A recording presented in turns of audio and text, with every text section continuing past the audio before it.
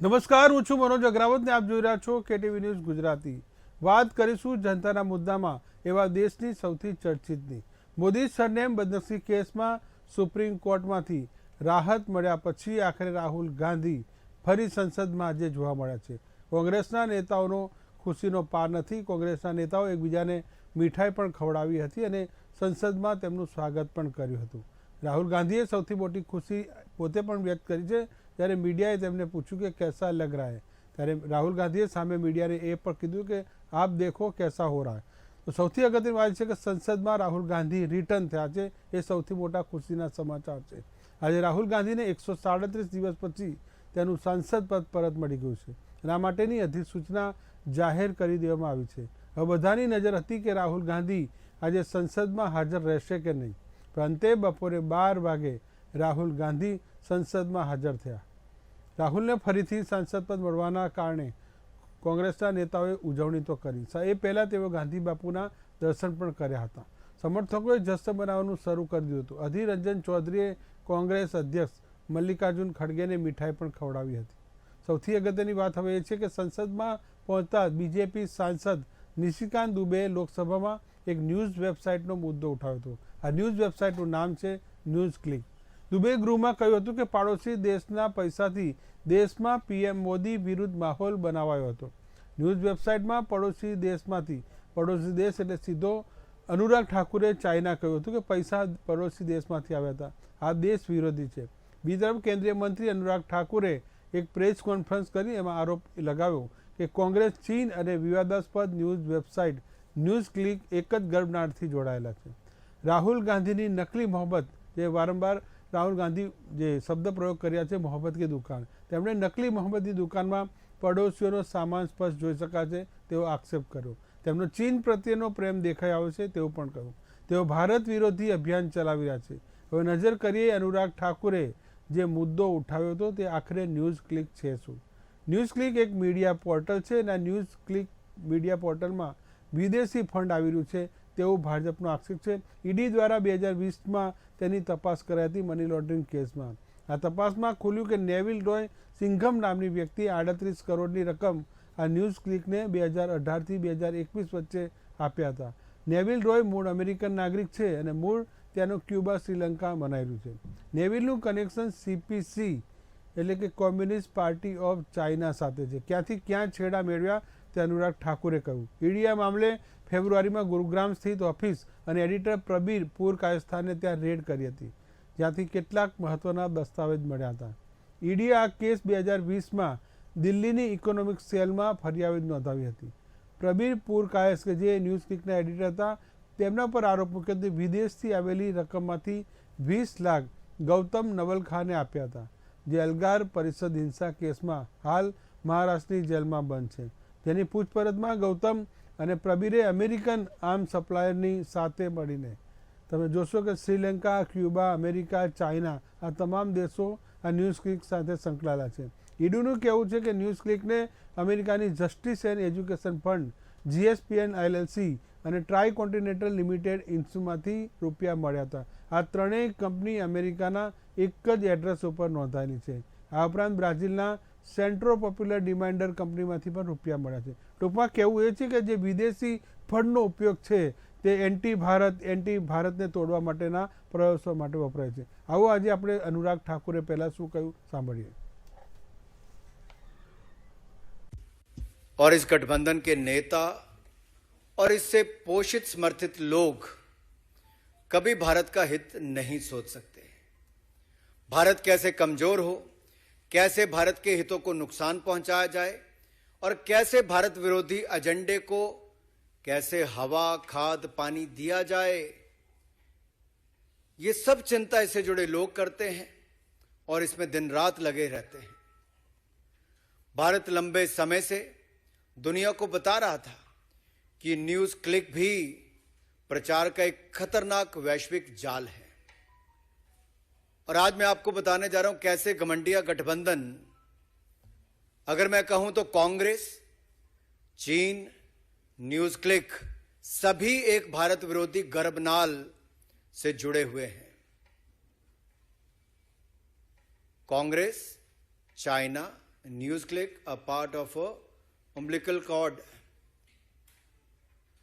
और ये इससे सिद्ध होता है क्योंकि कुछ लोगों को तो ये भी आदत थी कि, और मैं नाम लेके भी कह सकता हूं, कि राहुल जी की नकली मोहब्बत की दुकान में चीनी सामान ये साफ नजर आने लगा है। चीन के प्रति प्यार ये दिखता था, और भारत के खिलाफ दुष्प्रचार ये विदेशी जमीन पर भी और विदेशी न्यूज एजेंसियों के माध्यम से भी प्रोपेगेंडा के तहत होता था। एक एजेंडा था, anti India, break India campaign, ये लोग चलाते थे। और इनके यहां सारा सामान चीनी है और चीन को सम्मान है। और जब मैं न्यूज क्लिक की बात करता हूं तो चीन के द्वारा संपोषित ग्लोबल मीडिया संस्थान जिसके द्वारा ये फंडिंग हुई है, न्यूज क्लिक की अगर मैं बात करूं इसकी फंडिंग की भी, तो जब भारत में इसके खिलाफ जो इसके रेड हुई और वो रेड 5 दिन तक चली, उसमें कहां कहां से पैसा लिया गया, कितने पैसे आए, वो सब जानकारियां भी मैं आपको देने वाला हूं कि क्या क्या उस समय हुआ। उस समय भी प्रश्न उठे थे कि आखिरकार ये फंडिंग एकदम से कैसे और कहां से आई। अगर आप इनकी फंडिंग का जाल देखेंगे तो विदेशी नेविल रॉय सिंघम, ये सिंघम कोई सिंघम फिल्म की बात नहीं कर रहा मैं, ये नेविल रॉय सिंघम ने इसकी फंडिंग की। और फंडिंग उसको कहां से आई, नेविल रॉय सिंघम को चाइना पीछे से करता है। और इसमें नेविल रॉय का जो सीधा संपर्क है कम्युनिस्ट पार्टी ऑफ चाइना के एक प्रोपेगेंडा आर्म के साथ है, जो चाइनीज मीडिया कंपनी माकू ग्रुप के साथ। ऐसा किसने कहा जिसके ऊपर कांग्रेस और अन्य विपक्षी दल बड़ी बड़ी बातें जिन अखबारों के बारे में करते हैं, उन्होंने ही पुष्टि की है। पुष्टि उस बात की कि जो भारत ने 2 साल पहले कह दिया था। हमने 2021 में न्यूज क्लिक के बारे में खुलासा किया कि कैसे विदेशी हाथ भारत के खिलाफ है, कैसे विदेशी प्रोपेगेंडा भारत के खिलाफ है, और ये anti India break India campaign में कांग्रेस और विपक्षी दल भी उनके समर्थन में जुड़कर सामने आए थे। उस समय उनके किन किन लोगों ने ट्वीट किए, ये कांग्रेस के नेताओं के ट्वीट हैं, 1, 2, तीसरा, ये खुलकर उनके। આપ જોયું કે અનુરાગ ઠાકુર કેન્દ્રીય મંત્રી કેવી રીતે જે ચાઇનાનું કનેક્શન છે તે ડોક્યુમેન્ટ દ્વારા લોકોને બતાવી રહ્યા છે અને પ્રેસ કોન્ફરન્સ કરીને રાહુલ ગાંધી પર પ્રહાર કરી રહ્યા છે। આપણી સાથે આ મુદ્દે ચર્ચા કરવા માટે અલગ અલગ જે વક્તા જોડાયા છે, મારી સાથે સ્ટુડિયોમાંથી હાજર છે પારસ જોશી કોંગ્રેસના નેતા, સાથે ભાજપના નેતા પ્રકાશ ઉપાધ્યાય, યોગેશ ચુડગર રાજકીય વિશ્લેષક, જ્યોતિબેન અમીન રાજકીય વિશ્લેષક અને સાથે રીના બ્રહ્મભટ્ટ રાજકીય વિશ્લેષક, તમામનું ખૂબ ખૂબ સ્વાગત છે। ચર્ચા કરીશું। સૌથી પહેલાં આપણે પારસ જોશી પાસેથી, જે અનુરાગ ઠાકુરને આપણે સાંભળ્યા છે, એમણે સીધા ચાઇના, અમેરિકા, નેવિલ રોય સિંઘમથી લઈને છેલ્લે રાહુલ ગાંધી પર વાત પૂરી કરી। જી મનોજભાઈ, ખરેખર તો મને આ જે અત્યારે જે ક્લિપ જોઈને એમાં અનુરાગ ઠાકુરજી ઉપર દયા આવે છે, કારણ કે તેમની જે બોડી લેંગ્વેજ હતી અને જે રીતે તે વાતચીત કરી રહ્યા હતા તે પરથી સ્પષ્ટપણે એમના મોઢા ઉપર જે ભય અને એક હારનો જે છે એ ડર જે છે સ્પષ્ટપણે દેખાઈ રહ્યો હતો। આ પહેલેથી જ ભાજપની નીતિ રીતિ રહી છે મનોજભાઈ કે એમના જે વિરોધમાં એટલે કોઈ બી પડે અથવા તો ક્યાંયથી બી જે છે કે કોંગ્રેસ સફળ થાય અથવા તો અમારું જે ઇન્ડિયાનું જે ઓર્ગેનાઇઝેશન જે સફળ થાય એટલે એમના પેટમાં દુખે છે।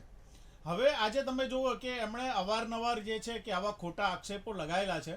આજે જ્યારે 2020માં જો ઈડીએ જે આ ખોટ લગાવ્યું હોય, અમારા ઉપર આરોપ લગાવેલો હોય, તો 2023 સુધી તમારી જ સરકાર છે ને, તો ત્યાં સુધી તમે અત્યાર સુધી શા માટે સૂતા હતા? અત્યાર સુધીમાં એમણે બીબીસી ઉપર જે બ્રિટિશ બ્રોડકાસ્ટ કોર્પોરેશન છે એના ઉપર બી આવા આક્ષેપો લગાવેલા હતા। ભૂતકાળની અંદર અનેક દક્ષિણ ભારતની અંદર ઓર્ગેનાઇઝેશન છે એના ઉપર બી આવા ખોટા આરોપો લગાવ્યા હતા કે જે આજ સુધી બી તે લોકો સાબિત કરી શક્યા નથી।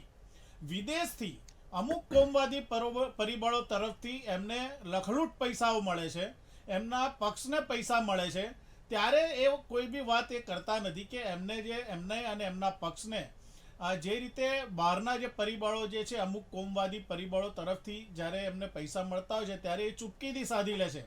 પરંતુ આવા ખોટા વિવાદ ઊભા કરે જ્યારે સ્પષ્ટપણે દેખાઈ રહ્યું છે કે જ્યારે અમારું ઇન્ડિયાનું જે આ જે ગઠબંધન જે છે એ જે રીતે મજબૂત રીતે આગળ વધી રહ્યું છે.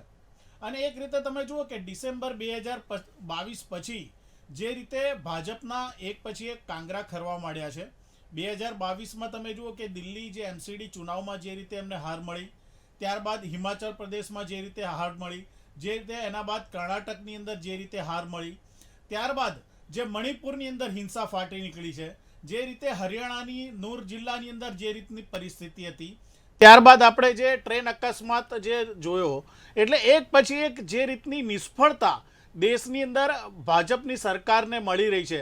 અને ત્યારબાદ રાહુલ ગાંધીજીની જે સજા ઉપર સ્ટે આપવામાં આવ્યો સુપ્રીમ કોર્ટ દ્વારા, એટલે એક પછી એક નિષ્ફળતાથી ભાજપ સરકાર ગભરાઈ ગઈ જી છે. જી પર અને પારસભાઈ, એના જી, લીધે જી, આ જે પારસભાઈ. વક્તવ્ય છે આજે આવેલું છે. ફરી આપણી પાસે તમારું એવું કેવું છે કે ડિસેમ્બર પછી બધું મંગલ થઈ રહ્યું છે ને એ પણ કોંગ્રેસ તરફી ને વિપક્ષ તરફી થઈ રહ્યું છે. આપણે પ્રકાશ ઉપાધ્યાય પાસે જઈશું, નેતા ભાજપ પાસેથી. પ્રકાશભાઈ, જે રીતે પારસભાઈ જોશીએ ગણાવ્યું કે કોંગ્રેસ અને તેમના પક્ષો કઈ રીતે બેકફૂટ ઉપરથી હવે સીધા અગ્રેસિવ મોડમાં આવે છે. ટીવીની અને મારા કો પેનલિસ્ટ અને આપણા દર્શકોને ગુડ ઇવનિંગ, વંદે માતરમ, રામ રામ. તમે કોંગ્રેસના પ્રવક્તાશ્રીએ કીધું કે કેટલી દાખલો આપણે દિલ્હીની મ્યુનિસિપાલિટી કોર્પોરેશનમાં, તો દિલ્હીના કોર્પોરેશનમાં એ પણ લડતા હતા, એમને કેટલી સીટો એ જરાક જોઈ લે, બરોબર. એમાં ખુશ થવાની જરૂર નથી એમને કે આમ આદમી પાર્ટી આવીને ભાજપે હારી ગઈ એટલે અમે ખુશ થઈ ગયા. બેગાની સાદિની અબ્દુલ્લા હવે બધા એમના ભાઈબંધો છે, ભાઈઓ છે હવે બધા ઇન્ડિયામાં. હા, હવે એ તો જી આજે રાજ્યસભામાં જે બિલ પાસ થશે પછી કેજરીવાલ કેટલા એમની જોડી રહે છે, જી મુંબઈમાં જાય છે કે નથી જતા આગળની 30-31 તારીખના સંગઠનમાં, એ જોઈએ છીએ. અને આ જે મુદ્દો ચર્ચો છે એમાં નીતિશ બાબુ સાફ સુથરા માણસ તરીકે નીતિશ બાબુ કેટલો સપોર્ટ કરે છે, ઉદ્ધવ ઠાકરેજી કેટલું કરે છે, શરદ પવાર કેટલું કરે છે. આજે મુદ્દો લાવ્યો છે આના ઉપરથી કહું છું. પરંતુ હું તમને કહી દઉં કે ભારત જોડો યાત્રામાં રાહુલ ગાंधी જે दुश्मनों की नफरत की दुनिया में मोहब्बत की दुकान खोलने निकले थे. अब अनुराग ठाकुर जी કીધું પ્રમાણે મોહબ્બત की દુકાનમાં ચીનનો નકલી માલ ઘુસાડીને જે તાકરદિંદા કર્યા છે, 38 કરોડ રૂપિયાનું કૌભાંડ કર્યું છે. અને એ જે ન્યુયોર્ક ટાઈમ્સે જયારે આજે બહાર પાડ્યું ત્યારે આ ધ્યાનમાં આવ્યું બધાને, અને એટલા માટે આજે અનુરાગ ઠાકુરજીને અને ભાજપના પ્રવક્તાઓને, ભાજપના નેતાઓ મેદાનમાં આવ્યા છે. એવું તમને કહ્યું. હવે અહીં બેઠેલા પેનાલિસ્ટોને એટલી તો ખબર પડશે અને આપણા દર્શકોને ખબર પડશે, જોનારાઓને, કે અત્યાર સુધી વિપક્ષના લોકો કેમ ઈડીને અને ઇન્કમટેક્સને અને CIDને અને ગાળો બોલતા હતા, કેમ ઈડીનો કંટ્રોલ અને મોદી સાહેબના એકમાત્ર મોદી સાહેબને નથી ગમતા એટલે દેશને પણ બરબાદ કરવા નીકળ્યા હતા. કારણ કે આ બધાની ઉપર જે જેલમાં છે એમને બહાર આવવું છે, જે બહાર છે એમની ઉપર લટકતી તલવાર છે. એટલે આ બધો જે શંભુ મેળો, દરેકના પરિવારવાદ, તુષ્ટિકરણ અને આ જે શંભુ મેળો છે બધા ગભરાઈ ગયેલા છે કે હવે જો નરેન્દ્ર મોદી પાછા 2024માં આવશે તો જે બેડ ઉપર છે ને એમના જે નેતાઓ પ્રથમ હરોળના કોંગ્રેસના, એમનો પણ વારો આવવાનો છે. એટલે તમે જુઓ, એટલા માટે જ આ લોકો કોંગ્રેસ વાળા અને વિપક્ષોમાં અત્યારે આ ચાલી રહ્યું છે. એ હું તમને અત્યારથી કહી દઉં. જી જી પ્રકાશ, એટલે તમે વારંવાર જે તમારી પાર્ટી પણ કહી કે આ ભયનું ગઠબંધન છે, તમે વારંવાર કહો છો કે ભયના કારણે બધા ઇન્ડિયામાં ભેગા થાય છે. મોદી સાહેબે પાર્લામેન્ટમાં જ કીધું હતું કે આ ઈડી ના હોત તો બધા ભેગા જ ના થયા હોત. કારણ કે તમે ના કર્યા હોત તો ના મનોજભાઈ, આ લોકોને મુખમેરામ બગલ મેં છૂટી છે એકબીજાના બધા ભારતને બતાવવા માટે I.N.E.I.A. ને બધા ડાઉટ છે, બધા ડાઉટફુલ માણસો છે એમાં. જી આપણે યોગેશભાઈ સાથે જઈએ. યોગેશ ચોડગર આપણા સાથે જોડાયા છે. યોગેશભાઈ, જે વાત આપણે ભાજપ અને કોંગ્રેસ બંને પ્રવક્તાની સાંભળી હશે કે આજે જે અનુરાગ ઠાકુરે જે પ્રેસ કરી છે તેની પાછળ વિદેશી ફંડિંગ, વિદેશી તાકાત કે જે ભારતને બદનામ કરવા માટે આગળ આવી રહી છે? મનોજભાઈ, તમે આજે બહુ સારો મુદ્દો ઉઠાવ્યો છે કે રાહુલ ગાંધી અત્યારે ન તો કોંગ્રેસના પ્રમુખ છે કે ન તો મહામંત્રી કે કશું છે, છતાં રાહુલ ગાંધીના નામ ઉપર આખી કોંગ્રેસ આજે કુદાકૂદ કરી રહી છે. ત્યારે એ રાહુલ ગાંધી કોના પૈસે કૂદે છે એ અનુરાગ ઠાકુરે જાહેર કર્યું છે. મારે પહેલા ચોખવટ કરી લેવી જોઈએ કે હું કોંગ્રેસનો કે ભાજપનો કોઈનો સમર્થક નથી, માત્ર એક તટસ્થ અવલોકન કરીને મારી વાત કહું છું.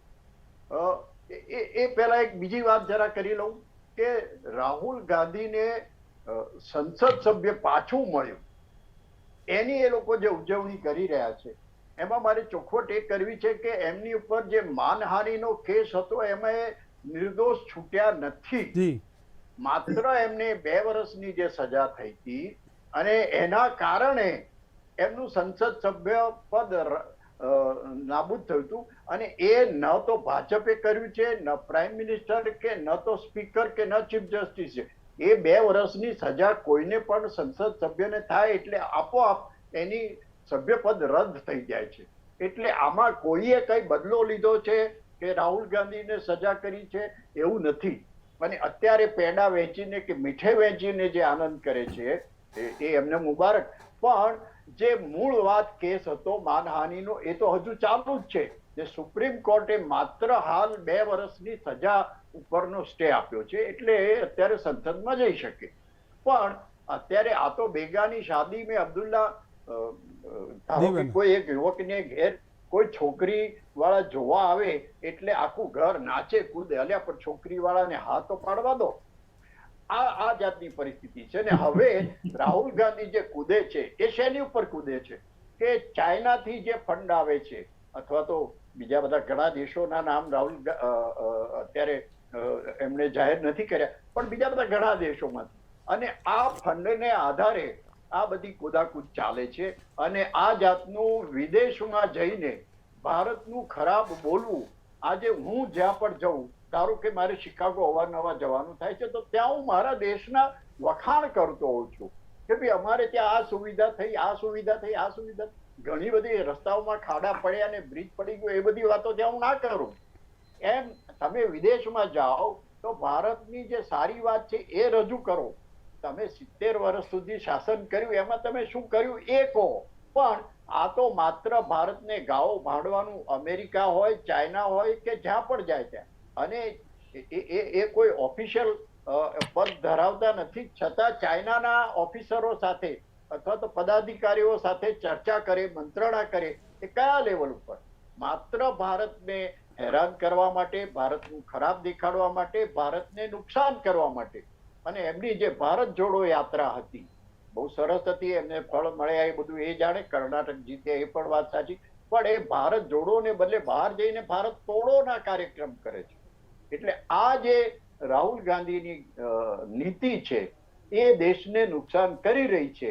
એ અનુરાગ ઠાકુરે આજે જે જાહેર કર્યું અને ઓપનલી પ્રેસ કોન્ફરન્સ કરીને એમણે આ વાત કહી છે. કોઈ અનઓફિશિયલ અથવા તો એમને વાત કરી હોય તો જુદી વાત. અને એક જવાબદાર મંત્રી છે, એ જવાબદાર મંત્રી આ વાત જયારે કરે છે ત્યારે એમાં ચોક્કસ કોઈ તથ્ય છે, એમાંથી ભારતના નાગરિકોએ કોઈ બોધપાઠ લેવો જોઈએ. જી યોગેશભાઈ, આપણી સાથે ફરી આવીશ. મુદ્દો એ છે કે જ્યારે અનુરાગ ઠાકોર કીધું કે 2021માં આ કૌભાંડ ખુલ્યું હતું, તો પછી 2021માં કૌભાંડ ખુલ્યું ત્યારે રાહુલ ગાંધી સામે ભારત સરકારે ફરિયાદ કેમ ના કરી? એક સવાલ મોટો છે. આપણે જ્યોતિબેન અમીન પણ આપણી સાથે જોડાયા છે. જ્યોતિબેન, જે વાત એ છે કે યોગેશ ચુરગર જે કહી રહ્યા છે, આપણા વિશ્લેષક, કે રાહુલ ગાંધી વિદેશી ફંડનો ઉપયોગ કરી રહ્યા છે અને આ જે તાકતધીના કરી રહ્યા છે એ તેમનું પરિણામ છે. મુકેશભાઈ, મનોજભાઈ, આમાં એવું છે કે અત્યારે જે આપણી રાજનીતિની દિશા છે તે હવે ખરેખર તો વિચારધારાની લડાઈના બદલે હવે વ્યક્તિલક્ષી બની ગઈ છે. એટલે પેલું કહેવાય છે ને, તેજો વધ કરવો એકબીજાનો. એટલે આમાં હવે આ ખેલ શરૂ થયો છે. અને શરૂઆત જો કે ભાજપાએ કરી છે, કારણ કે જે પણ વિપક્ષોના નેતાઓ છે મોટા, પછી એ કેજરીવાલ હોય કે રાહુલ ગાંધી હોય, તો એ બધાની ઇમેજ કેવી રીતે ખરાબ કરવી એ એક રીતસરનું કેમ્પેન ચલાવવામાં આવ્યું હતું સોશિયલ મીડિયા પર. એટલે પછી થાય એવું કે એ વ્યક્તિ જો કદાચ કોઈ ગંભીર વાત પણ કરતું હોય તો એને મજાકના અર્થમાં લેવાય. એટલે આમાં હું કોઈની ફેવર નથી કરી રહી, હું કોઈ રાહુલ ગાંધીની પ્રશંસકે નથી કે કોઈની ટીકાકાર નથી, પણ આજે આખી આપણી દેશની જે રાજનીતિ જે તરફ જઈ રહી છે હું એની વાત કરી રહી છું. અને એમાં હવે જો 2021 થી જો આ વાત ખબર હતી તો પછી અત્યાર સુધી કેસ કેમ ના કર્યો, પહેલો મારો પ્રશ્ન એ જ છે. અને આમાં તો દેશદ્રોહનો તમે લગાવી શકો છો કેસ, તો પછી એ જો તમારી પાસે ખરેખર સાચા પુરાવા હોય તો પછી એમાં મોડું શું કરવાનું. અને બીજી વસ્તુ કે રહી વાત જો ઈડીની અને એ બધાની, તો મારી કોઈ સિમ્પેથી નથી એવા વિપક્ષી નેતાઓ કે જેમને કમ્પાઉન્ડ કર્યા છે, પણ મારો પ્રશ્ન બીજો એ છે કે તો પછી એમને સજા આપવામાં આવી કે પછી બ્લેકમેલ કરવામાં આવ્યા? કારણ કે એમને સજા કોઈને નથી થઈ, જે એમની પાસે ગયા છે એ બધા એને ક્લીન ચીટ મળી ગઈ છે. એટલે આ સીધો અર્થ હોય છે કે ઈડીનો ઉપયોગ થઈ રહ્યો છે.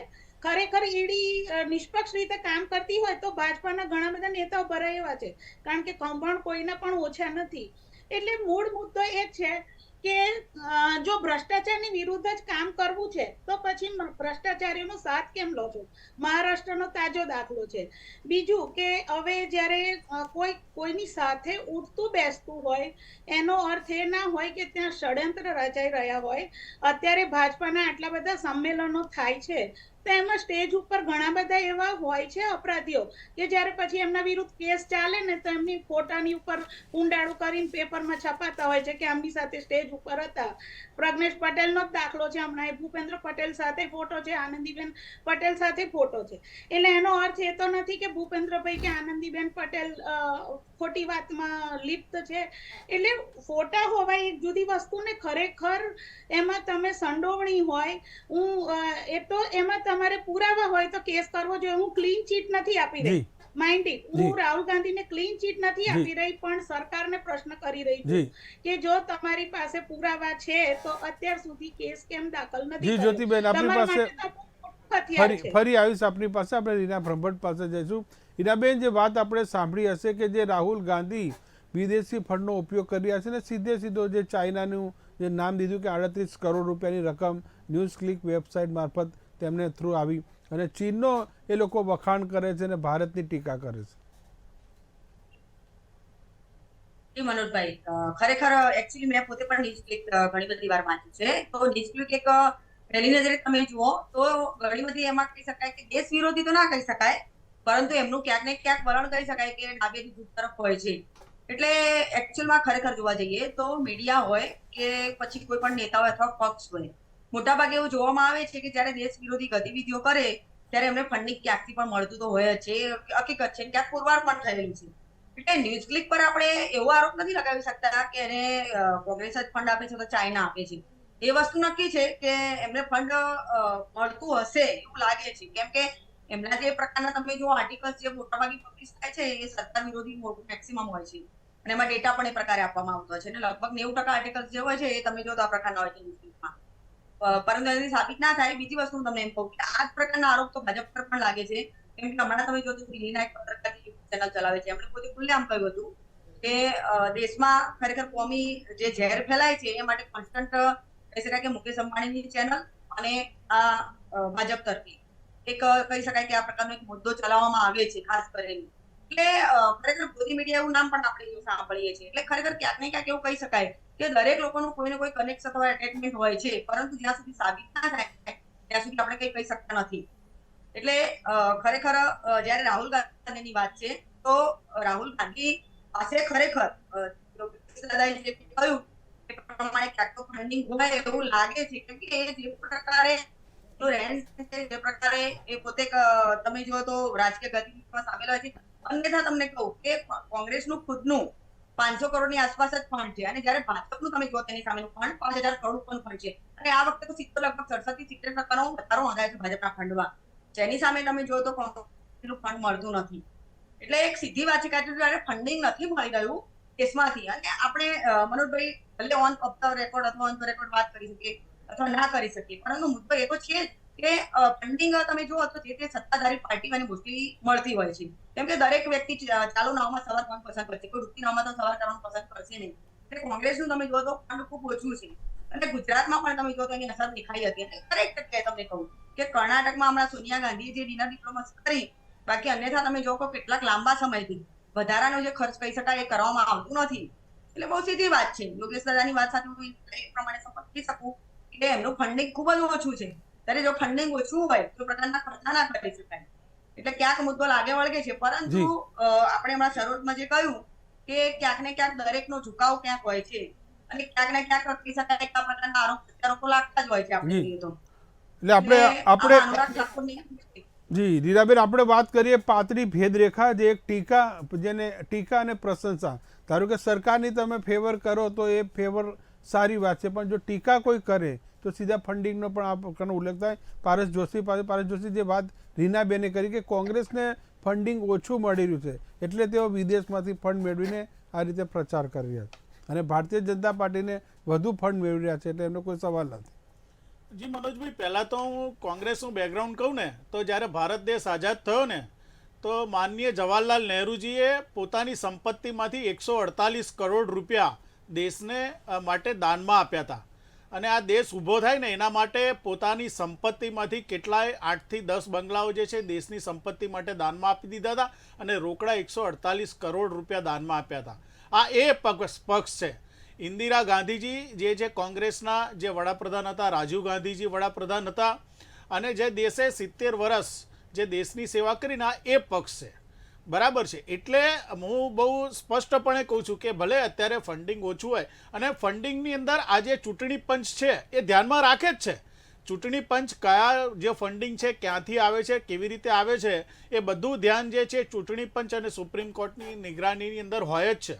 એટલે બહુ સ્પષ્ટપણે વાત છે. અને તમે જે કીધું એ ચોખ્ખી વાત છે. બેને બી જે રીતે વાત કરી છે કે ભાઈ આ વખતે જે અમારે 500 કરોડ રૂપિયા અમારું ફંડિંગ આવ્યું ને 3000 કરોડ રૂપિયા ભાજપનું ફંડિંગ આવ્યું, તે 3000 કરોડ રૂપિયામાંથી લગભગ અડધાથી વધારે ફંડિંગ વિદેશથી આવેલું છે. તે વિદેશમાંથી ફંડિંગ આવેલું છે, કોણે કર્યું છે, કયા કોમવાદી પરિબળો છે, એના ઉપર સવાલ ભાજપ કોઈ દિવસ નહીં ઉઠાવે, કારણ કે ભાજપને મળેલું છે ને એ કેન્દ્રમાં છે. અને બીજી એક વાત કહું કે યોગેશભાઈએ જે રીતે વાત કરી ને કે રાહુલ ગાંધીજી વિદેશમાં જઈને જે રીતની વાત કરે છે, તો મેં અગાઉ બી આપની ડિબેટમાં એમ કીધું હતું કે 2012ની અંદર જ્યારે આપણા માનનીય વડાપ્રધાન શ્રી જ્યારે મુખ્યપ્રધાન હતા ત્યારે ચાઇના ગયા હતા અને 2019ની અંદર સાઉથ કોરિયાની એમની વિઝિટ હતી, એ મારી પાસે ક્લિપ બી છે. ત્યારે એમણે ભારત વિરોધી જે શબ્દો વાપર્યા હતા કે ભાઈ ભારતની જનતા એમ કહે છે કે મેં ક્યાં ભારતમાં જન્મ લીધો, મારામાં જો તો હાથમાં હોત તો હું ભારતમાં જન્મ ના લેત, બીજે જન્મ લેત, હું ભારતમાં જન્મીને કંટાળી ગયો છું. આ શબ્દો માનનીય વડાપ્રધાન શ્રી નરેન્દ્ર મોદીના હતા. ત્યારે આપણા જે આ જે બૌદ્ધિક જીવો છે ને એમના મોઢામાં મગ ભરાઈ ગયા હતા. ત્યારે એમાંથી એકે જણે એનો વિરોધ નહોતો કર્યો, એકે ડિબેટ નથી થઈ કે માનનીય વડાપ્રધાન શ્રીએ વિદેશમાં જઈને શા માટે ભારત વિરોધી શબ્દો વિચાર્યા. અને જ્યારે જે સત્ય છે રાહુલ ગાંધીજીએ વિદેશમાં જઈને કીધું એટલે બૌદ્ધિક જીવો ઉછળી પડ્યા કે રાહુલ ગાંધીજીએ કેમ કીધું, આ રીતનું કીધું, કેમ કીધું. અરે એ રાહુલ ગાંધીજી તમે જે રીતે વાત કરો છો કે કોઈ અત્યારે એમની પાસે પદ નથી, પરંતુ જે એમણે મોહબ્બતની દુકાન જે ખોલી છે નફરતના બજારની અંદર, અને એના લીધે ભારત જે છે એ જે છે એની અંદર આજે એક પોઝિટિવ એનર્જી જે છે એ ફેલાઈ રહી છે. મણિપુરની અંદર ખુદ ભાજપના જે છે પ્રદેશ પ્રમુખ જે મહિલા છે એમણે પોતે એમ કીધું હતું કે રાહુલ ગાંધીજીએ ખૂબ જ સુંદર કાર્ય કર્યું મણિપુરની અંદર જ્યારે વિઝિટ કરી ત્યારે. અને હમણાં આજના જ એક સમાચાર છે કે ભાજપે જે મણિપુરની એક જે મહિલા છે જે ખૂબ જ આગળ પડતી મહિલા છે, ઇલોન શર્મિલા કરીને જે મહિલા છે, એને 36 કરોડ રૂપિયાની ઓફર કરી હતી ચૂંટણી લડવા માટે કે 36 કરોડ રૂપિયા અમે તમને આપીએ, તમે અહીંયા આગળ મણિપુરની અંદર પ્રખ્યાત છો તો તમે ચૂંટણી લડો અમારા વતી. જી બરાબર છે. ઇલોન શર્મિલા એ જે છે એમને 36 કરોડ રૂપિયાની ઓફર કરી હતી. હવે આ 36 કરોડ રૂપિયા ભાજપ ક્યાંથી લાવ્યું એનો કોઈ હિસાબ કોઈ જગ્યાએ માગશે નહીં. અને હું મારા માનનીય પ્રવક્તા જે છે ભાજપના એમને ખાલી એટલી એક ઓફર કરું છું કે એમણે જે ડોટની વાત કરીને, તો અમારું જો ઇન્ડિયા નામ છે ને એનું ફૂલ ફોર્મ ખાલી એકવાર મને કહી દો તમારી ચેનલ માધ્યમે કે ઇન્ડિયાનું ફૂલ ફોર્મ શું છે, 1947માં ઇન્ડિયા નામ કેમ પડ્યું અને અત્યારે અમારું ઇન્ડિયા છે એનું ફૂલ ફોર્મ શું છે, અને એનડીએ તમારું છે તો એનડીએનું ફૂલ ફોર્મ શું છે એ ખાલી દર્શકોને જણાવો. જી મનોજભાઈ, એમને પૂછો. જી પ્રકાશભાઈ, જે પારસભાઈએ તમને જે સવાલ પૂછ્યો છે,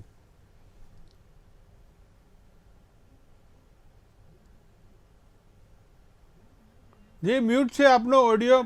પ્રકાશભાઈ, આપનો ઓડિયો મ્યુટ છે, અનમ્યુટ કરો. જી જી હજી મ્યુટ જ છે. મ્યુટ છે હજુ પ્રકાશભાઈ આપનો. છે પ્રકાશભાઈ. ક્યાંક વાંચી રહ્યા લાગે ફૂલ ફોર્મ. ના ના ભાઈ, ત્યાંથી મારે પારસભાઈ I dot N dot B dot I મારું એનું ફૂલ ફોર્મ કહેવાની જરૂર ફૂલ ફોર્મ નથી. કોને તમને ખ્યાલ હોય તો તમે ક્યારના એનો વિરોધ કરી રહ્યા એનો ફૂલ ફોર્મ. મારે તો કહેવાય, મારે તો નેશનલ લેવલ. ચલો, ઇન્ડિયા નામ કેમ પડ્યું 1947માં? ઇન્ડિયા નામ કેમ પડ્યું એ કહેશો તમે? ઇન્ડિયા નામ જુઓ, હિન્દ પ્રદેશમાંથી આ લોકો. અરે ઇન્ડિયા નામ કેમ પડ્યું? હિન્દની વાત છોડો. હું તમને કહું, સિંધ પ્રદેશમાંથી ધીમે ધીમે હિન્દ આવ્યું ને હિન્દમાંથી ઇન્ડિયા આવ્યું, ઇન્ડિયામાંથી ઇન્ડિયા. આ લોકો અંગ્રેજોએ નામ પાડે છે, કઈ ભારતના કોઈ આપણે ભારત વાળા કોઈનું નથી નામ પાડે. તમને એક ખાલી નોલેજ ખાતર કહી દઉં, નોલેજ ખાતર પ્રકાશભાઈ, હું વિરોધ નથી કરતો તમારો, તમને ખાલી નોલેજ ખાતર કહી દઉં કે 1947માં 80 દેશો જે 1947માં ઇન્ડિપેન્ડન્ટ થયા. અચ્છા, એનડીએ નું ફૂલ ફોર્મ શું પ્રકાશભાઈ? એનડીએ નું ફૂલ ફોર્મ શું? National democracy. તમે જુઓ જી તૈયારી આપણે કરીને મૂળ મુદ્દા પર આપણે મૂળ મુદ્દા પર આવીએ. 3 વખત બોલ્યો, જી, પણ તમે વચ્ચે ઇન્ડિયા બોલો છો એટલે તમારો. જી પ્રકાશભાઈ, આપણે મૂળ મુદ્દા પર આવી, આપણે દુકાન ઉપર જઈએ સીધી. આવું છું કે જેવી રીતે રવિન્દ્રનાથ ઠાકુર હતા પણ અંગ્રેજો ટાકોર બોલતા હતા, જેવી રીતે બંગોપાધ્યાય હતા અને એમાં બેનર્જી થઈ ગયા, ચટ્ટોપાધ્યાયમાંથી ચેટર્જી થઈ ગયા. ઇંગ્લિશ નામ આ ઇન્ડિયા અંગ્રેજોએ બધા પાડે છે, એમાંથી આપણે ભારતમાંથી કોઈ નથી પાડ્યું. આ બોલો મનોજભાઈ. હવે આપણે મૂળ મુદ્દા પર આવી, આપણે કે જે ફંડિંગની વાત છે કે ભારતીય જનતા પાર્ટીને કોંગ્રેસ કરતાં સૌથી વધારે ફંડિંગ મળી રહ્યું છે. આ ફંડિંગ ક્યાંથી મળી રહ્યું છે ભારતીય જનતા પાર્ટી બતાવતી નથી. જુઓ ભાઈ, પેલા તો કહી દઉં, આ ફંડિંગની વસ્તુ જે કેવી હોય છે કે તમારા ગામમાં કે શહેરમાં કોઓપરેટિવ બેંકો હોય ને, એના ચેરમેન કોણ છે, ટ્રસ્ટી કોણ છે, અને મેનેજિંગ ડિરેક્ટરો કોણ છે, તો એના ડિરેક્ટરો કોણ છે, કેટલો વિશ્વાસ ધરાવે છે, એના ત્યાં શેર ભંડોળ વધારે હોય એ બેંકોમાં. અને જે ઘસાયેલી બેંકો હોય કે જેમાં બધા ચીટરો જ ભેગા થયા હોય અને પોતાના પેલા મળતિયાઓને લોનો આપીને બેંક ડૂબાડતા હોય, એમને ફંડ ના, એમના તો શેરોમાં રોકાણ ના કરે જનતા, ત્યાંની ગામની કે કોઈ બી હોય. અત્યારે અમારા નરેન્દ્ર મોદીજી પ્રમાણિક અને નીતિથી કામ કરવા વાળા છે.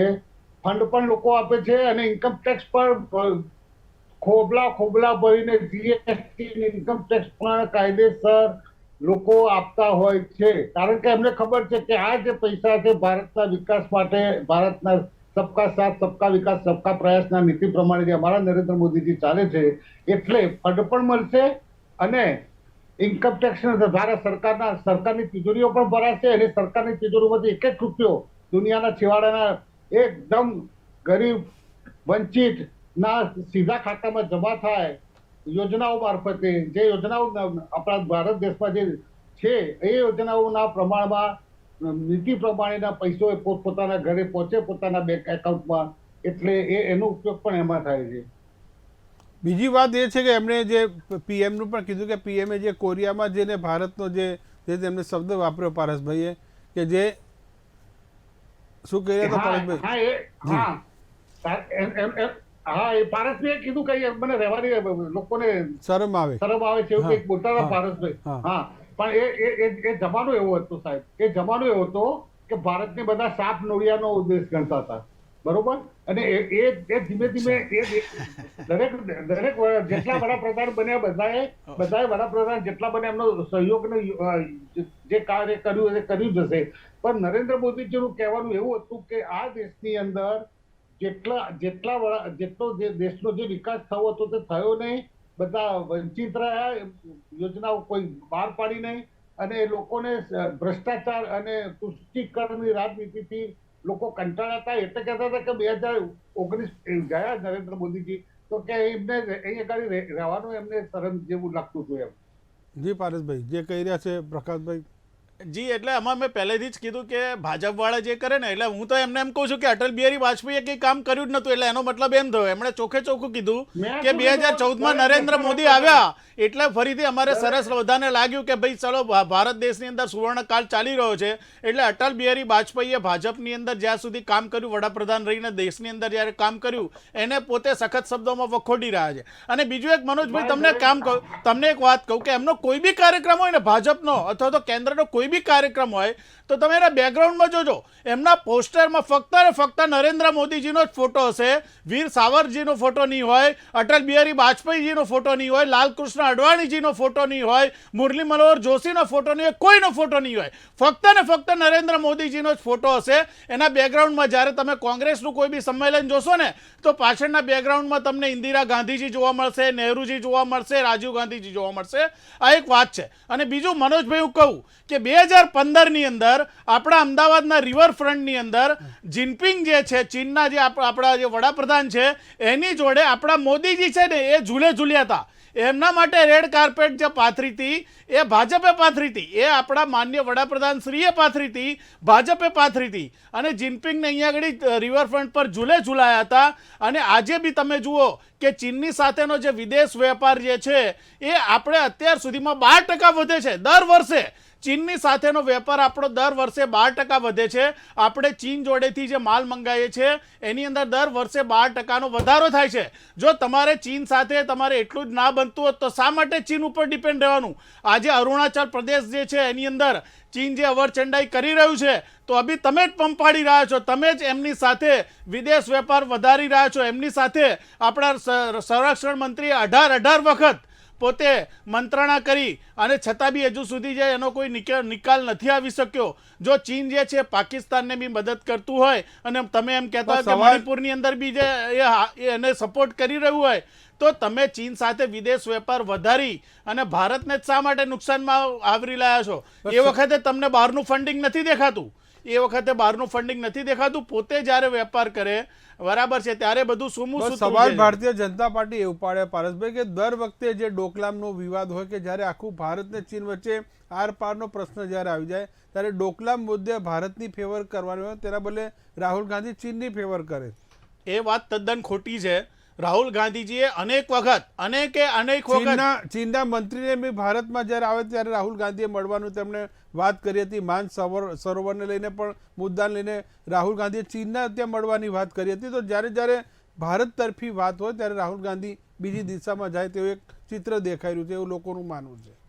ચોક્કસપણે કહું કે આ એક વસ્તુ જે છે ને એ સાવ ખોટી છે. અત્યાર સુધીમાં જે અરુણાચલ પ્રદેશનો જે વિસ્તાર જે છે એ ચીને જે પચાવી પાડ્યો હતો, આપણી કેન્દ્ર સરકાર લોકસભામાં માનવા તૈયાર નથી કે ભાઈ અરુણાચલ પ્રદેશમાં કોઈ એક રત્તીભર બી જમીન નથી ગઈ. એ રાહુલ ગાંધીજીએ પોતે ક્લિયર કર્યું કે અરુણાચલ પ્રદેશની અંદર એ લોકો જમીનો પચાવી રહ્યા છે, ત્યાં સૈનિકો જે છે ઠલવાઈ રહ્યા છે. અરુણાચલ પ્રદેશને બચાવો નહીંતર ભારતનો ભાગ નહીં રહે. એ સૌથી પહેલી પહેલ છે રાહુલ ગાંધીજીએ કરી હતી. ત્યારે કેન્દ્ર સરકારે લોકસભામાં રાજનાથસિંહે એવું કીધું હતું કે કોઈ બી અહીંયા આગળ તકલીફ નથી. અને ત્યારબાદ અહેવાલો એ લોકોએ પોતે સ્વીકાર્યા હતા કે ભાઈ અત્યારે અરુણાચલ પ્રદેશમાં અને બીજા જે સરહદી રાજ્યો છે એની અંદર ચીનની અવરચંડાઈ ચાલુ છે. જો રાહુલ ગાંધીજીને જો એમને સપોર્ટ જ કરવો તો આ વાત જે છે મીડિયામાં ના લાવત, લોકસભામાં ઉઠાવત નહીં.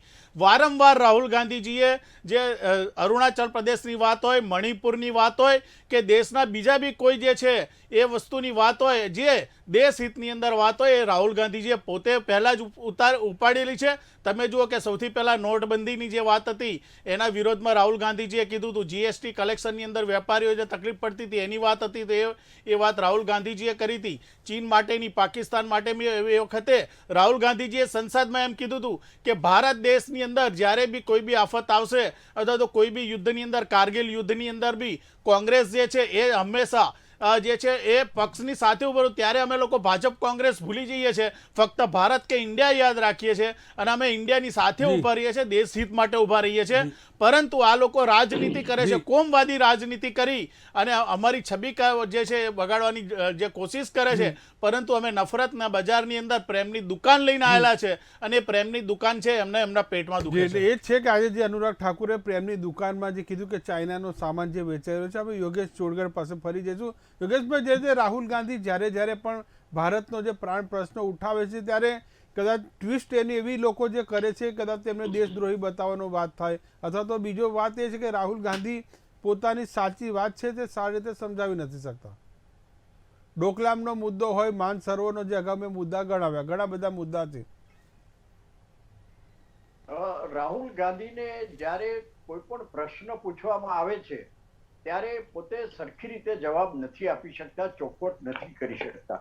માત્ર તમે હમણાં ઉલ્લેખ કર્યો એ વાત જ હું કહીશ કે માન સરોવરની વાત જ્યારે કરવામાં આવી ત્યારે એમને બહુ સ્પષ્ટ રીતે પૂછવામાં આવ્યું હતું, પણ પોતે કોઈ એ અંગે સ્પષ્ટતા કરી શક્યા ન હતા. એ એક હકીકત છે. એટલે અમારા કોંગ્રેસના મિત્ર પારસભાઈ બધી વાત કરી, બહુ સરસ છે. અને રાહુલ ગાંધીએ તો બધું બહુ સરસ કામ કર્યું, એની સાથે મારે કોઈ વિવાદ નથી. પણ એમને એક બહુ સરસ વાત કરી, એનું મારે જરા ધ્યાન દોરવું છે કે કોંગ્રેસનું કોઈ પણ ફંક્શન હોય ને પાછળ ફોટા હોય, નહેરુજીનો હોય, ઇન્દિરાજીનો હોય, રાજીવજીનો હોય, સોનિયા ગાંધીજીનો હોય, બહુ સરસ વાત છે. પેલા સરદાર પટેલને તો તમે યાદ જ નથી કરતા. લાલ બહાદુર શાસ્ત્રીએ જે પાકિસ્તાનને મુંહતોડ જવાબ આપ્યો હતો, એ લાલ બહાદુર શાસ્ત્રી યાદ ના આવે, નરસિંહ રાવ તો જાણે કે આપણે ભૂલી ગયા. એટલે માત્ર ગાંધી કુટુંબ હોય એના ફોટા આવે. આ કોંગ્રેસની વિચારધારા છે. મારી કોંગ્રેસ સાથે કોઈ બીજી દુશ્મનાવટ નથી, પણ આ જે તમે ફોટાની વાત કરી એટલે મારે આટલી ચોખવટ કરવી પડી. અને એ જ રીતે રાહુલજી પોતે એક મેચ્યોર પોલિટિશિયન તરીકે જ્યારે પાર્લામેન્ટમાં પ્રવચન આપતા હોય ત્યારે તમે જુઓ કે કેટલાક દેખાવો મારી નજર સમક્ષ તરે છે કે એકવાર એક બાજુની આંખ મારે છે, ઊભા થઈને વડાપ્રધાનને વળગી પડે છે. આ બધું પૂરતી મેચ્યોરિટીનો અભાવ છે એવું બહુ સ્પષ્ટ દેખાય છે. અને છતાં પોતે દેશ વિદેશમાં ફરીને, હવે કયા કારણસર વિદેશ જાય છે એ તો કોઈ કોંગ્રેસી નેતાએ જવાબ આપી શકતા નથી, પણ ત્યાં જઈને જ્યારે કોઈ યુનિવર્સિટી કે કોઈમાં લેક્ચર આપે ત્યારે ભારતે શું સિદ્ધિઓ હાંસલ કરી એની વાત કરવાને બદલે ભારતમાં શું નુકસાન થયું અને ભારતને કઈ રીતે નીચું પાડવું એ એમને કર્યું છે. અને તમે ફંડિંગની જે વાત કરો છો એમાં મારે એમ કહેવું છે કે જે કોઈ પક્ષ સત્તામાં હોય એ પક્ષને વધારે ફંડ મળે. અગાઉ કોંગ્રેસને ફંડ મળતું હતું, બીજા કોઈ વિરોધ પક્ષોને મળતું નહોતું. કારણ કે આજે હું ધારો કે આપણા ગુજરાતની જ વાત કરું તો મારે ગુજરાતમાં મારું કંઈ કામ કરાવવું છે અથવા મારી ઇન્ડસ્ટ્રીને કંઈ મદદ થાય એવું કરવું છે તો હું ભારતીય જનતા પાર્ટીને જ ફંડ આપું, જેથી કરીને મારું કામ થાય. કોઈ એમને આ દયાદાનથી કે ધર્માદા ફંડ નથી કરતું. અદાણી અંબાણી જેની બી વાત કરવી હોય તમારે એની કરો, પણ આ ફંડ બધું જે આવે છે એ પોતાને કોઈ કામ કરાવવું હોય એના માટે આવે છે. અને ભારતીય જનતા પાર્ટી જ્યારે કેન્દ્રમાં સત્તા પક્ષે છે માટે એની પાસે વધારે ફંડ આવે છે. એ જ રીતે ગુજરાતમાં જ્યારે નરેન્દ્રભાઈ હતા ત્યારે એમણે વિકાસ કર્યો કે ના કર્યો એ વાતને બાજુમાં મૂકો, પણ નરેન્દ્રભાઈ સત્તામાં હતા માટે એમને ફંડ વધારે મળતું હતું. આ એક હકીકત, એની ઉપર ઢાંક પીછોડો કરવાની કોઈ જરૂર નથી. આ રાજકીય પરિસ્થિતિની એક બહુ દીવા જેવી વાત છે. એટલે ફંડિંગ પણ જ્યારે ફંડ વિદેશમાંથી આવે છે એની વાત કરવાની હોય કે વિદેશમાંથી ફંડ ભારતીય જનતા પાર્ટીને વિદેશમાંથી આવે છે કે નહીં એ તો પારસભાઈ સ્પષ્ટતા કરશે, પણ રાહુલ ગાંધીને આ રીતે વિદેશમાંથી ફંડ મળે છે એનું આજે અનુરાગ ઠાકુરે સ્પષ્ટતા કરી છે જાહેરમાં પત્રકાર પરિષદમાં. અને એ વાત પણ એટલી સાચી છે કે 2021ની વાત આજે 2023માં શા માટે ઉખાડવામાં આવે છે, શા માટે 2021માં એની પર પગલાં ના લેવાયા. જો આવું કોઈ ફંડ આવતું હોય અને ભારત વિરોધી કામ થતું હોય ત્યારે એની ઉપર ચોક્કસ તાત્કાલિક પગલાં લેવાવા જોઈએ. પણ હવે આજે 2023માં એ વાતને ગવડાવવામાં આવતી હોય તો એ યોગ્ય નથી.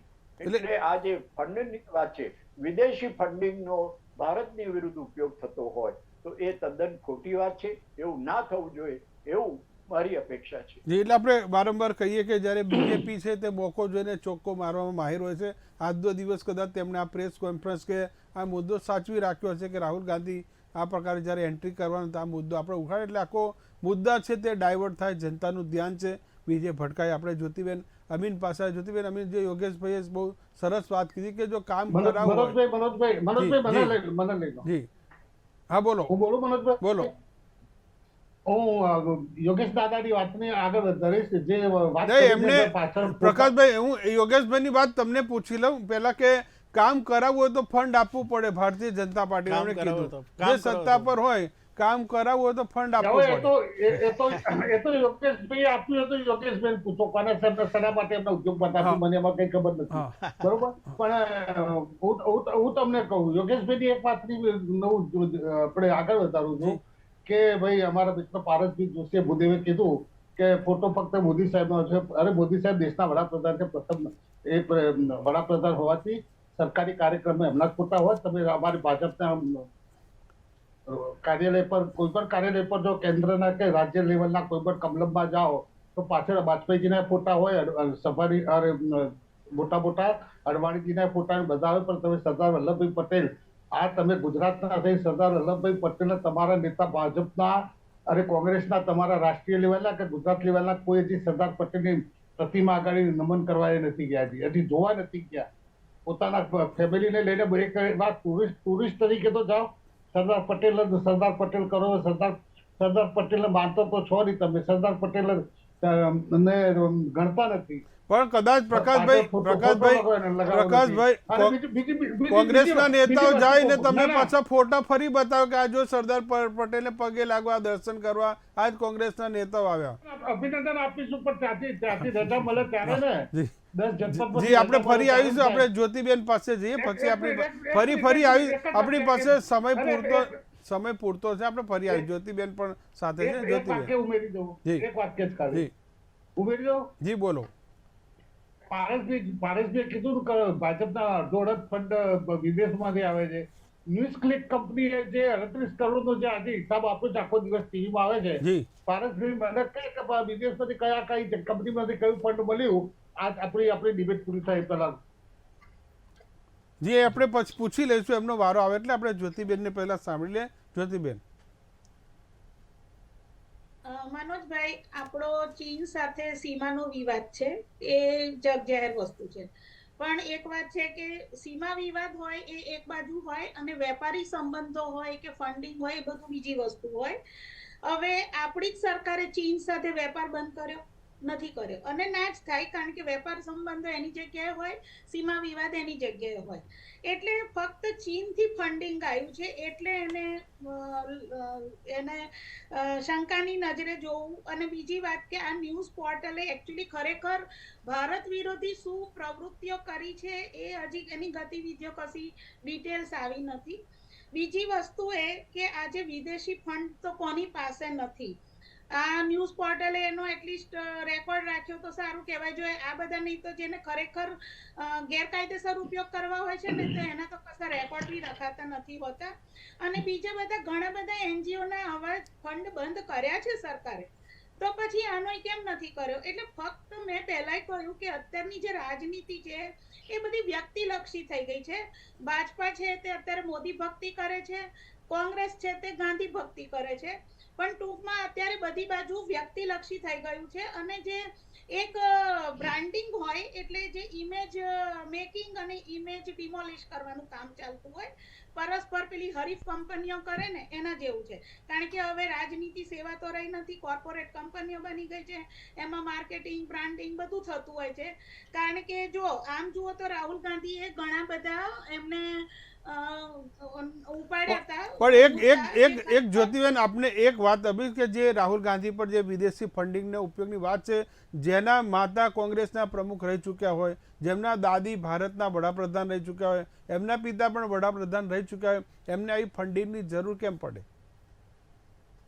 હું એ જ કહું છું કે ફંડિંગનો ક્યાં કેવી રીતે ઉપયોગ થયો છે એની ડિટેલ્સ નથી આવી અને ફંડિંગની તો જરૂર ચૂંટણીઓ લડવા પડે જ છે ને આજે હજારો કરોડ ભાજપા પાસે છે છતાંય એમને ફંડિંગની જરૂર નથી પડતી ચૂંટણીઓ લડવા માટે ફંડિંગ તો જોઈએ બીજી વસ્તુ કે ક્યાં વપરાયું છે હજી એ સોર્સ બહાર આવે પછી તમને પાકી ખબર પડે કે એનો ઉપયોગ ક્યાં કેવી રીતે થયો છે અને પછી એ ગુનો બને અને એટલે જ મેં પહેલા કહ્યું કે આપણી સરકાર પછી 2 વર્ષ લગી આ હુકમનું પત્તું લઈને કેમ બેસી રહી હતી એટલે જસ્ટ પેલા ઇલેક્શનની રાહ જોવાતી હતી કે ઇલેક્શન આવે તો આપણે એનું ઇમેજ બગાડવા માટે એનો ઉપયોગ કરીએ એટલે હું એ જ કહી રહી છું કે અત્યારે ઇમેજ મેકિંગ અને ઇમેજ ડિમોલિશિંગનું કામ ચાલે છે અને મેં તો બધી એડિટેડ વિડીયો ક્લિપ્સ જોઈ છે તમે રાહુલ ગાંધીનો કોઈ આખો જુઓ એક ક્લિપ ફરતી હોય એક વાક્યને લઈને અને એમાં એ પપ્પુ સાબિત કરવા માંગતા હોય પણ તમે જ્યારે આખી ભાષણ સાંભળો ત્યારે ખબર પડે કે એમને એ વાત કયા પરિપ્રેક્ષ્યમાં કહી હતી એટલે એવું નથી એટલે અને અમુક વસ્તુ એડિટેડ હોય છે એટલે હવે આપણા લોકો નથી સમજતા એ જે ફરે છે વોટ્સએપ ઉપર એ સાચું માની લે છે એટલે આખું પછી ભાષણ શોધીને કોઈ જોવાની તસ્દી નથી લેતું એટલે મારો તો વાત એક જ છે કે આ બધું હવે બંધ થવું જોઈએ ને પ્રજાના મુદ્દાઓ પર કોન્સન્ટ્રેશન થવું જોઈએ કારણ કે આ બધી વાતોથી પ્રજાને કઈ ફાયદો નથી જો પ્રજાને ખબર જ છે કે જેટલા રાજનીતિમાં જે બધા ભ્રષ્ટ જ છે કોણ કેટલું કરે છે એ પોતપોતાની કેપેસિટીની વાત હોય પણ હા એટલી વાત છે કે તક મળે કોઈ છોડતું નથી પણ હા આમાં પ્રજાનો મુદ્દો ક્યાં આવ્યો એ કશે કોઈ બોલતી નથી નહીં સરકાર નહીં વિપક્ષો જી જ્યોતિ એટલે એ જ છે કે મુદ્દો ભટકાવવામાં જે પાર્ટીઓ છે તે માહેર હોય છે આપણે રીના બ્રહ્મભટ્ટ પાસે છે રીનાબેન જે વાત જે છે કે ધોબી પછાડ આપણે ગેમ જે શબ્દ વાપરે છે એકબીજાને ધોબી પછાડ એટલે અત્યારે વોટ્સઅપ યુનિવર્સિટીનો જમાનો એટલે સોશિયલ મીડિયાનો ભરપૂર ઉપયોગ કરવામાં આવી રહ્યો છે જ્યોતિબેને કીધું કે કોઈ પણ વ્યક્તિ સારું બોલ્યો હોય એ પાછળથી સારું બોલવાનું હોય શરૂઆત નેરેટિવ એટલે ખરાબ શબ્દોથી બોલે ટીકાથી બોલે તો એટલો શબ્દ પકડીને ફરતો કરાય છે સાચી વાત છે આપણે અગાઉ થોડા સમય પહેલા પણ જોયું હતું અને એક પ્રતિષ્ઠિત ચેનલ હતી એના એક એન્કરેજ કર્યું હતું તમને ખ્યાલ હોય એમની ધરપકડ પણ અડધી રાત્રે કરવામાં આવી હતી જે રાહુલ ગાંધીનો વિડીયો હતો તો કે આવું રાહુલ ગાંધી સાથે થયું નથી આપણી જોડે જે પણ મેસેજો આવે છે એમાં આપણે જોઈએ તો મોટાભાગે એડિટેડ હોય છે ફેક હોય છે એકચ્યુઅલી એટલે આપણે મિસગાઈડ તો થતા જ રહેતા હોઈએ છીએ અને તમે નહીં માનો ખરેખર એકચ્યુઅલીમાં એવું છે કે અત્યારે તમે જો તો ચૂંટણીઓ આવે છે એટલે ખરેખર સીધી લડવાના બદલે એટલે વર્ચ્યુઅલી વધારે લડાય છે જે લોકો સોશિયલ મીડિયા માર્કેટિંગમાં માહિર હોય એ લોકો મેદાન મારી જાય છે સીધી વાત છે એટલે ભાજપ તમે જુઓ તો ખરેખર કહી શકાય કે બહારની એજન્સીઓ જે છે એને લગભગ વર્ષ દરમિયાન તમે જો તો લોબિંગ માટે ખાસ કરીને ઉપયોગમાં લેવાતી હોય છે જે વિદેશની હોય છે અને એનું લોબિંગ ખૂબ જ ફેમસ હોય છે એટલે આ પ્રકારે તમે જો તો જે લોબિંગ થતું હોય છે સવારે તમે આવે મેસેજો ખોલો ત્યારે તમે વાંચો મેસેજ મોટા ભાગે કે શું હોય છે શું નહીં ખરેખર એકચ્યુઅલમાં તમને ખ્યાલ જ નથી હોતો કે આ કોણે બનાવીને મેસેજ મૂક્યો છે એની પાછળ કોણ છે ખરેખર કેમ કે એકચ્યુઅલી મોટા ભાગના ઘણા બધા મેસેજો હોય એ કહી શકાય કે પ્રિપેર્ડ હોય છે